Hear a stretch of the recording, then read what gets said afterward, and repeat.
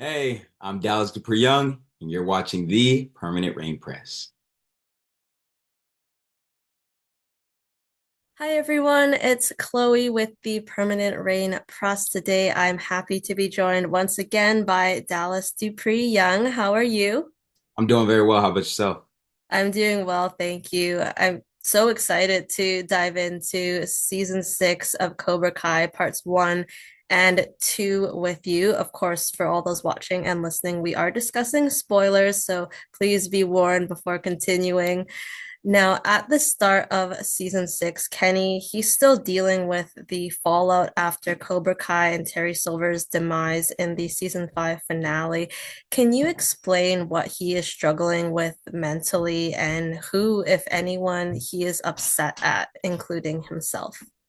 Yeah, Kenny feels like he has absolutely nobody in the beginning of the show. He really trusted his sensei Silver, and then he also really trusted Robbie, and he feels as though they both betrayed him. So at this point, with no Shawn in the picture, you don't have his parents. Everybody's gone. Everybody has left him. He has really nobody to lean on, nobody to really trust. So therefore, he relies on his own instincts and his own natural ability to kind of push everybody away and just deflect his actual feelings to what he's going through.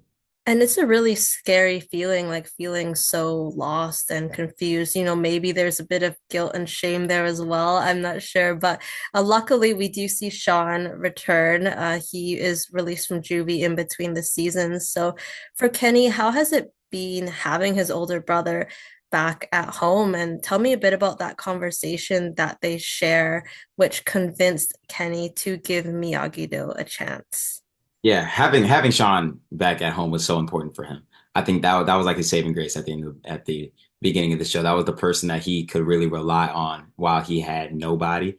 And I think there was a part of Shawn in Kenny. So therefore, having his brother there as that like kind of father figure in a sense, it was really important for him. And then that conversation that they had going into the next episode with Kenny finally joining back with Miyagi-Do. It was very very significant into his character development because this showed that Kenny really has a heart, and this shows that he is somebody who wants to give them another chance, even though they have wronged him in the past. And even though he doesn't know who his real friends are, he doesn't know who to trust, he's going to listen to his big brother at the end of the day because he always has his best interests at heart. Your delivery of that line when he says, "I don't even know who I am anymore," and then Shawn and Kenny embrace, it was so good and so heartbreaking at the same time. What do you think the training at Miyagi-Do provided Kenny? Like when he started joining, was it still difficult for him to fully buy in and commit to this different style? Yeah, it was definitely difficult for Kenny. Obviously, he was always taught to strike first, strike hard. His whole MO was just to really attack first and never think about defense. Always be on the attack, always be on the offense. So having to completely have a 180 on his style of karate was so difficult for him. But I think just being able to watch the other karate students like Sam, Tori, Robbie, Miguel, you're watching them face to face, and you're seeing how they have adjusted because we've all worked in different dojos at one point. So we just were able to utilize that with each other, and Kenny was able to continue to get better in the Miyagi-Do way and find balance. I think that was the biggest thing for Kenny. He learned how to find balance with not only just karate and in his natural ability, but he was able to find balance in his own life, and that's why he was a little more at peace and just a competitor. So well said, especially because Kenny, like during his time at Cobra Kai, he was very aggressive, right? It's all that strike first mentality. Tell me about Sensei Barnes' top 12 training and selection process in episode four. Is there anything special or memorable that you remember from filming those exercises? Oh, that. It's so funny because that was a long time ago. I'm checking. You're bringing me back. That I just remember it being so much fun to film because of the fact, like, it was the camaraderie aspect of it. That was the first time that we were all together in the same place at one time. So we were all going through the same goals. It was very cold outside, so we had the same experiences. But I think the best part about it was the stuff offset. Like being able to just have lunch together at the exact same time and really be able to talk to each other. And then next thing you know, we go back on the set, 20 degrees outside, and we're out here catching chickens and breaking boards and holding rocks when we're about to fall down. Like we were just having the best time. And you just have Sensei Barnes's intensity in the background that kept us locked in. So we were just playing off of each other's emotions and reactions, and it felt like a really natural environment for us. It looked very much like a boot camp, but I'm glad that the chemistry kind of camaraderie offset came through on screen.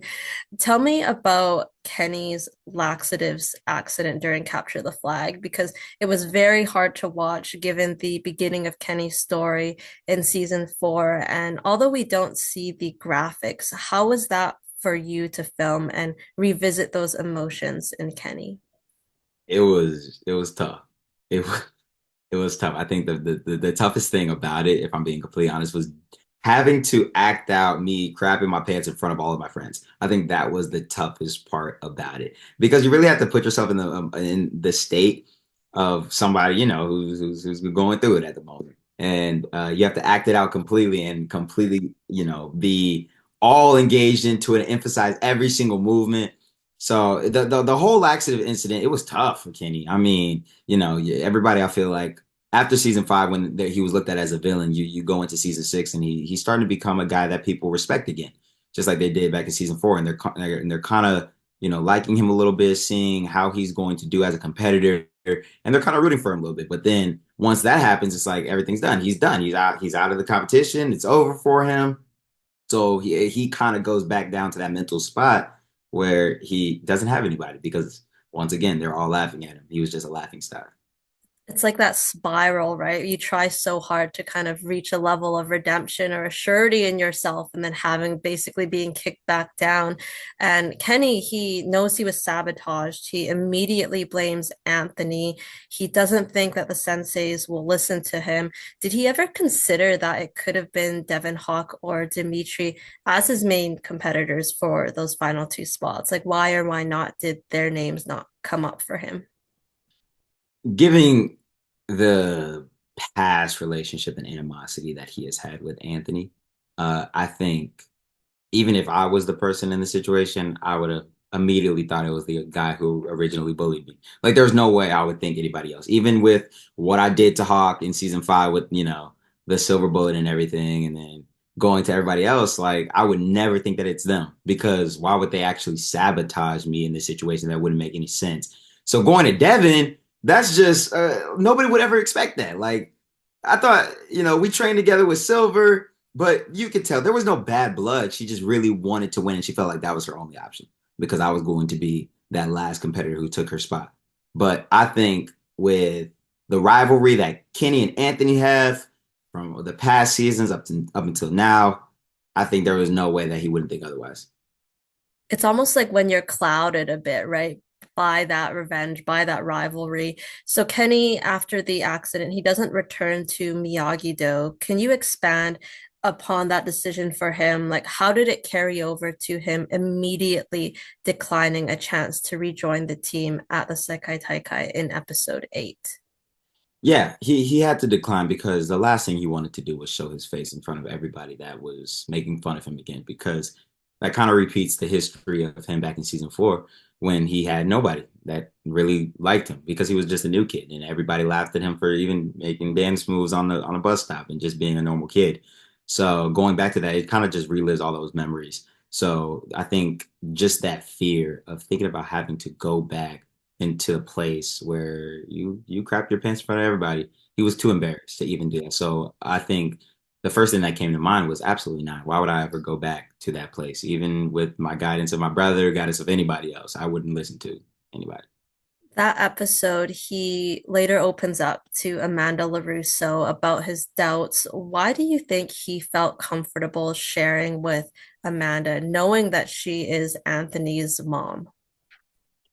I think for me, what I believe, I think Amanda really gave him a safe space to open up and everything. Gave him a safe space to really say all of his emotions and say exactly how he feels. Because obviously, Amanda and Kenny aren't close, but in that moment, that was a person he could really trust, and she was an adult who was there for him in that moment. And you could tell it was genuine. It was an authenticity about it that she really cared about how he felt. And just knowing that he was like, I'm gonna open up to you. Like this is you're a person who I truly respect. And I think that moment, even though he didn't show it too much, whenever she was yelling at Anthony, saying like, your problems is not the most important thing in the world right now. We got Carmen about to have a baby and she's struggling right now. That moment was like, dang, stop being selfish. Stop only thinking about you. You have to really think about everybody else sometimes. I think that moment also ties into it perfectly. For sure. And, Amanda LaRusso as a character, she's always shown to be very like fair and encouraging. It's the same thing with like with Sam and Tori. Anthony, even though he didn't put the laxatives in his drink, he apologizes, he craps himself to kind of get even. Do you think Kenny has a newfound respect for him after this? Like, have they finally buried the hatchet, or will there always be some lingering feelings between them? I think after that moment, there should be no lingering feelings. I think everything that happened in the past, especially while we were in middle school, that should be gone complete water under the bridge. Because for you to crap your pants at my house just to show that, like, I understand how you felt, I apologize, and I want us to be good. I think it works out perfectly because also there was no real beef while we were while I was training at Miyagi-Do with him. We just weren't really close. We didn't really know like talk to each other too much.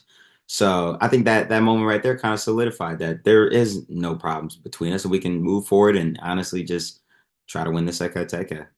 I think what really like brought that rift back was the battle royale, right? When he knocks Anthony off the platform, gives him the bloody nose, just to confirm, like in your eyes, there's nothing intentional or malicious about that, correct? Absolutely, absolutely. I feel like that moment, even whenever he hopped off the platform, was like, I'm sorry, like I really didn't mean to do that. He had no intentions of hurting him. He just knew he had to beat Anthony, and I think the biggest thing about his confidence was that he knew he could beat Anthony. So he just had to show out a little bit too much, and that's what he did. Just that competitive nature. Your scenes with Griffin and Courtney were so strong in the episode. What was it like having these emotional conversations with them as scene partners, and did it all come very naturally for you? It came so naturally for all of us. Like I love working with Courtney and Griffin. I mean, just the chemistry that we all shared in those moments were really powerful to me. And it was just kind of easy to just flow. And the director that we had, it was just kind of just a good, safe environment to explore new ways of figuring out their beef, but trying to resolve it all together because we did all those scenes in one day. So I think just having fun and playing with them, playing with different fight moves, even while we were by the door and fighting each other, like everything, the little things really mattered in this scene. But yeah, it was just a great way for us to collaborate all together and put the best foot forward for the fans and everything. So Kenny does make it to Barcelona and he has a conversation with Terry Silver. Can you take me through that talk, what Kenny took out of it? And then from your perspective, did he ever seriously consider his offer? I think, ooh, that's a really good question. So hearing his voice, you already know who it is. And you know that this was the one guy that believed in you before anybody else. That's the one guy who wanted you to be their top student, who showed you to, many different sponsors and different deals and everything so that you could be seen in front of the world, just like Diaz and Robbie Keane have been. So whenever he betrayed him and everything, he was heartbroken. And to hear his voice again, I think there was no way he was going to actually take that deal. But there's got to be a split second of considering it because once he started to give the examples of how have Miyagi-Do help you, you had to really think about that because Kenny did crap his pants and they all laughed at him. So once he said he'd be a number one spot, but Kenny's all about loyalty at the end of the day. And he didn't fly all the way out to Barcelona just to switch sides. So I don't think there was any way he was actually going to take it, but he definitely considered it for a second. I know he did. It's kind of hard not to when, especially for Kenny, like thought that he was in alliance with Silver. They didn't trust him. And, in that first round of the tag team challenge, you have Dimitri and Hawk saying out loud, don't tag in Kenny, don't tag in Kenny. And it kind of, it brings you back again. What, like, why am I here? For Robbie to tag in Kenny during that next round, what did that vote of confidence mean to Kenny, especially coming from Robbie as someone who has always advocated for him? That vote of confidence was everything that Kenny had been waiting for all the years, that he has been training karate for his original mentor, who he felt like stabbed him in his back, to come back and be the one person that said, "I want you to finish the fight off and win and take us to the next round." That meant the world to him, and there was no other way it should have been done. Him tagging him in and winning for the Miyagi-Dos was very important, and it helped his character development, helped him bring back his old fire that he always knew he had, and realize that he is about loyalty. He is about staying together, even whenever there are tough times and tough challenges. You stick with the people that have been there since the beginning. The middle finger and the fishing rod to Silver, was that in the script? Was any of it improvised? It was in the script. It was in the script. I remember reading it and I was like, okay, this is going to be a lot of fun. It was funny too because John, Josh, and Hayden, it was so funny because they were making jokes back then. They were like, you could tell you don't flip anybody off really, because whenever they were like, I gotta wind it up, I would just do it quickly, and they're like, hold on, hold on, hold on, hold on. We want you to be like real slow and meticulous about it, and then slowly wind it up. Take your time with. I was like, oh wow. I was like, my mom has to watch this and everything. This is unfortunate. So I was doing it. Took a few tries, and then it was fun. It was fun to do that to him. But much respect to Thomas Ian Griffin. Don't mean to do that. It was a sweet moment, and like the anticipation, right, was just there. The Miyagi-Do locker room scene going into that final round, it was so emotional. How was that specific scene to film and be a part of? That scene probably was one of the most beautiful scenes that I've filmed on Cobra Kai, but really the most real scene that I've ever filmed on the show. Because especially like Mary kicked it off, right? It was an emotional time for her because obviously she's been here for 6 years.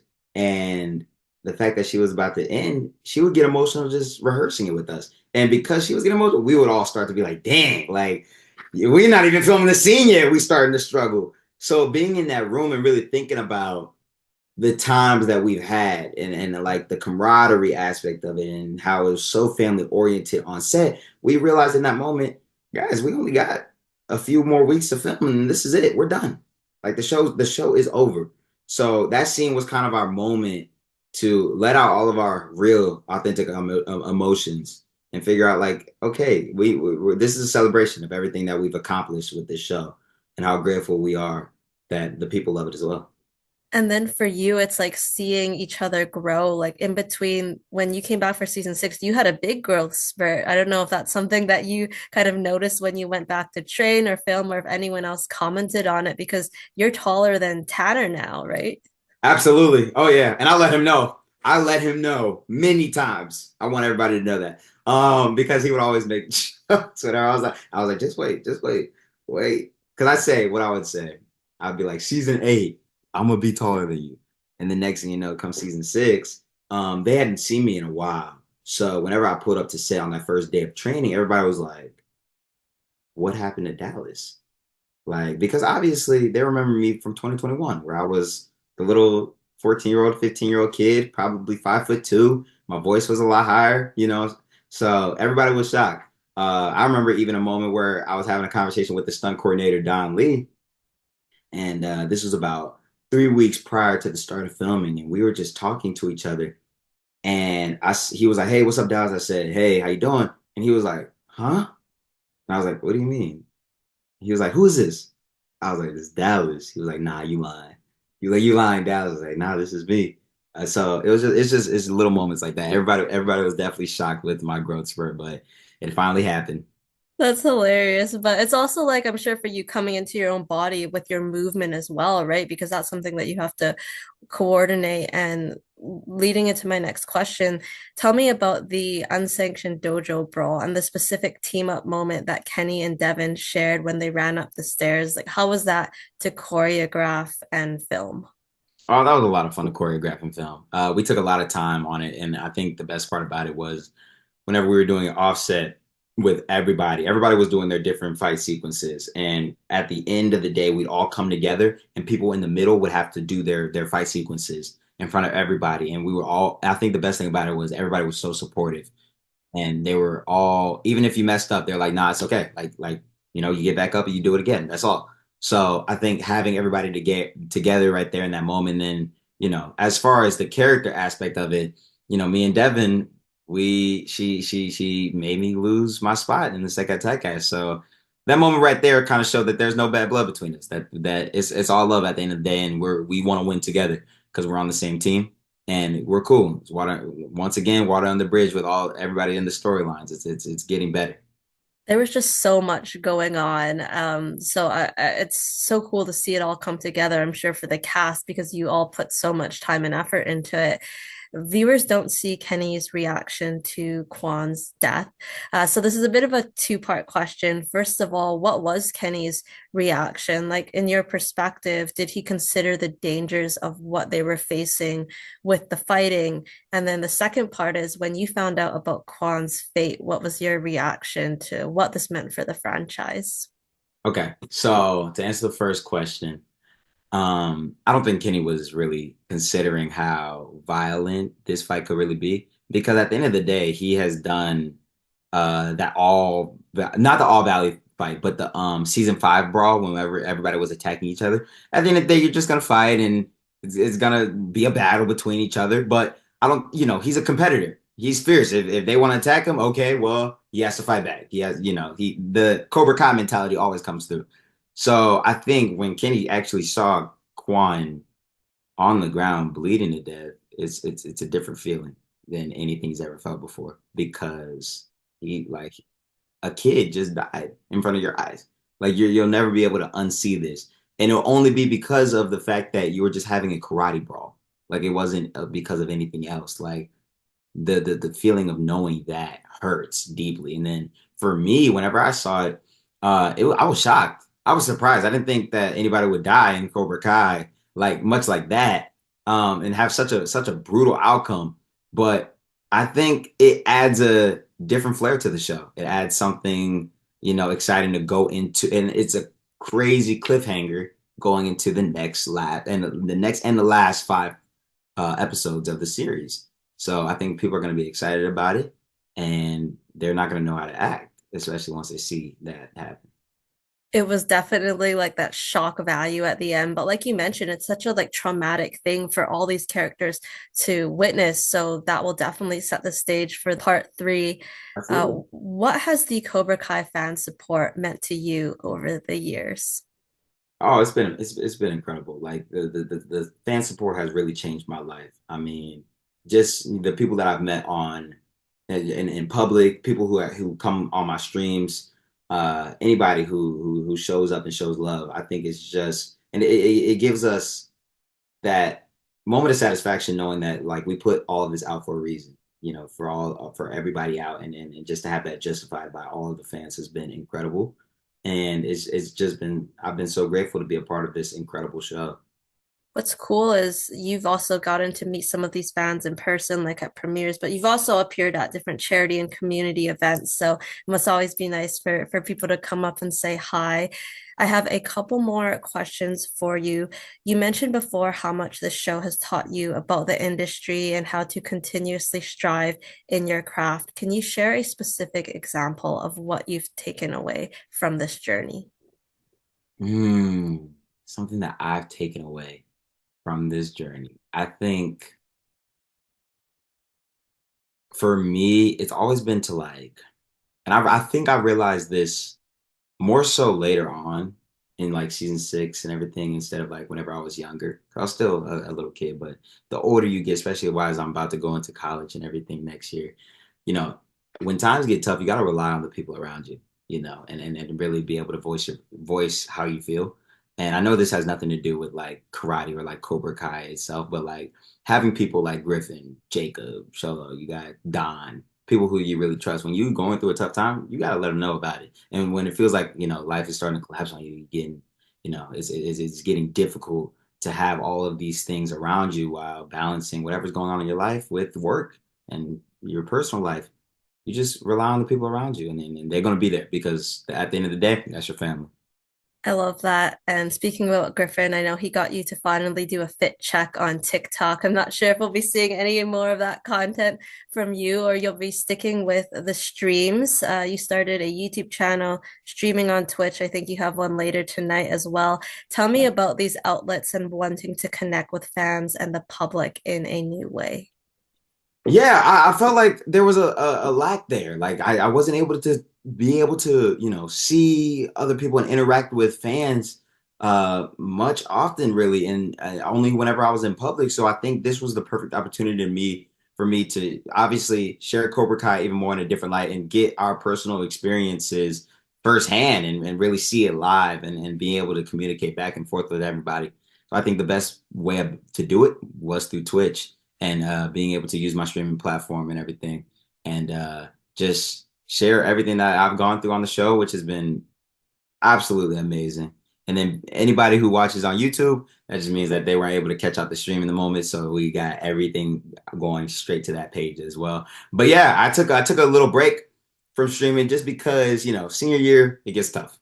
Senior year of high school, I got a lot of stuff going on, college apps, family, friends, everything. So I had to take a little breather, but you know what? We're back. We got Balin Levine coming on the stream tonight. He's in town. So we're gonna have a late night stream, and I'm really, really excited for that.